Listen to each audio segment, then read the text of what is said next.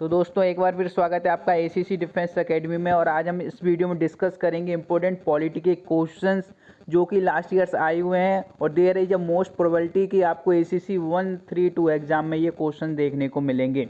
लेकिन last week में जो एसीसी 131 के कैंडिडेट का जोश था काफ़ी हाई था, ऐसा 132 में देखने को नहीं मिल रहा है। आप लोगों के कमेंट नहीं आ रहे हैं, लाइक नहीं आ रहे हैं वीडियोज़ पे, जिससे पता नहीं चल रहा है कि आपको और इम्पोर्टेंट क्या कंटेंट चाहिए। यदि आप थोड़ा इंटरेस्ट दिखाएंगे, आप बताएंगे कि आपको क्या कंटेंट चाहिए, किस चीज़ में प्रॉब्लम आ रही है, तो उतनी हम हेल्प करेंगे, क्योंकि आपका सपोर्ट ही हमारा मोटिवेशन है। स्टार्ट करते हैं हम आज का वीडियो, जिसमें पहला क्वेश्चन क्या है, जो हमारा इंडियन कॉन्स्टिट्यूशन है उसके फादर कौन है। तो फादर कौन है आप सब जानते होंगे, बी.आर. अम्बेडकर जी को फादर ऑफ इंडियन कॉन्स्टिट्यूशन के नाम से जाना जाता है। तो इसका आंसर क्या होगा, C. Who was the chairman of the drafting committee of the constitution of India. तो चेयरमैन जो थे ड्राफ्टिंग कमेटी के वो थे डॉक्टर अंबेडकर जी। ये इंपॉर्टेंट क्वेश्चन आपको हिस्ट्री में भी देखने को मिल सकता है। The constitution of India was framed bye constitution assembly के द्वारा फ्रेम किया गया था। Indian citizenship is granted by, किसके द्वारा ग्रांट की जाती है, मिनिस्ट्री ऑफ होम अफेयर्स के द्वारा।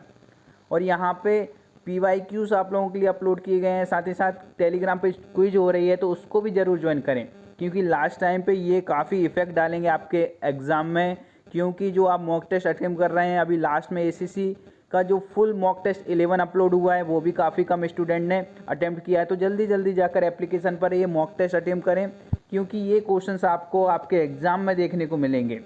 दी constitution of India was hand written by, hand written किसके द्वारा किया गया था, प्रेम बिहारी नारायण राय जादा के द्वारा।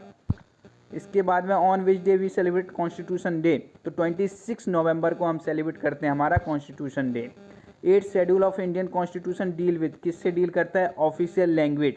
तो यहाँ पे क्वेश्चन अराइज होता है कि करंट में कितनी ऑफिशियल लैंग्वेज है हमारे कॉन्स्टिट्यूशन में। जिसको पता है जल्दी कमेंट बॉक्स में आंसर करें। जितने अच्छे कमेंट रहेंगे, जितने नंबर ऑफ कमेंट ज़्यादा होंगे, उतने वीडियोस आप लोगों के लिए यहाँ प्रोवाइड किए जाएंगे। तो जल्दी से कमेंट करके बताएं कि 8 शेड्यूल में जो हमारी इंडियन कॉन्स्टिट्यूशन की लैंग्वेज है, वो टोटल कितनी लैंग्वेज को दर्जा दिया गया है।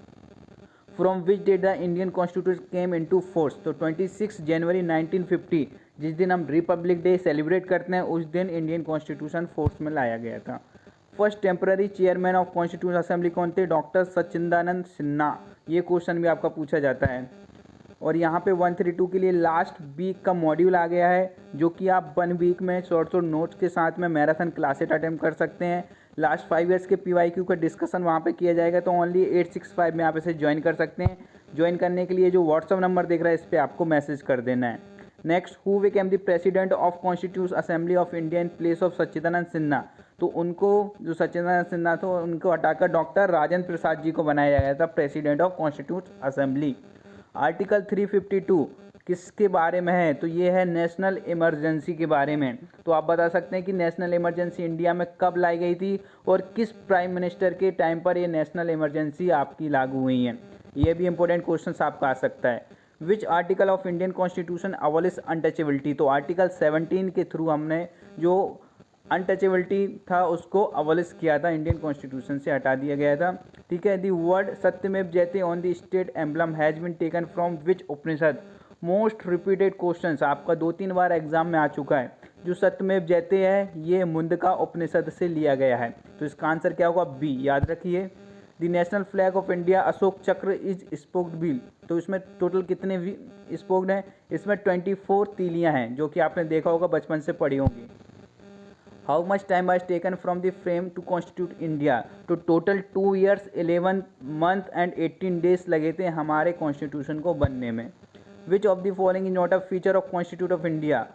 तो इसमें जो यूनिटरी सिस्टम, हमारे सिस्टम जो हमारा कॉन्स्टिट्यूशन है उसका पार्ट नहीं है। फंडामेंटल राइट्स है, डिवीजन ऑफ पावर है, फेडरलिज्म है। In which year voting age was reduced India 21 to 18 years. तो ये जो रिड्यूस की गई थी, किस अमेंडमेंट के थ्रू की गई थी, ये आपको बताना होगा। 1989 में ये जो 21 ईयर्स थी उसको रिड्यूस करके 18 ईयर्स कर दी गई थी। Which type of citizenship do we follow in the Indian constitution. Single citizenship हम फॉलो करते हैं। From which country the provision of judicial review and independence of judiciary has been borrowed. तो ये हमने बोरो किया है अमेरिका के कॉन्स्टिट्यूशन से। फंडामेंटल जो राइट्स हैं वो हमने इंडियन कॉन्स्टिट्यूशन में कहाँ से लिए हैं, किस कंट्री के कॉन्स्टिट्यूशन से बोरो किए हैं, तो ये हमने बोरो किए हैं यूएसए अमेरिका के कॉन्स्टिट्यूशन से। फंडामेंटल राइट्स और जो फंडामेंटल ड्यूटीज़ हैं ये किस आर्टिकल के अंडर आती हैं, तो फंडामेंटल ड्यूटीज़ हमारी आर्टिकल 51A के अंडर आती हैं।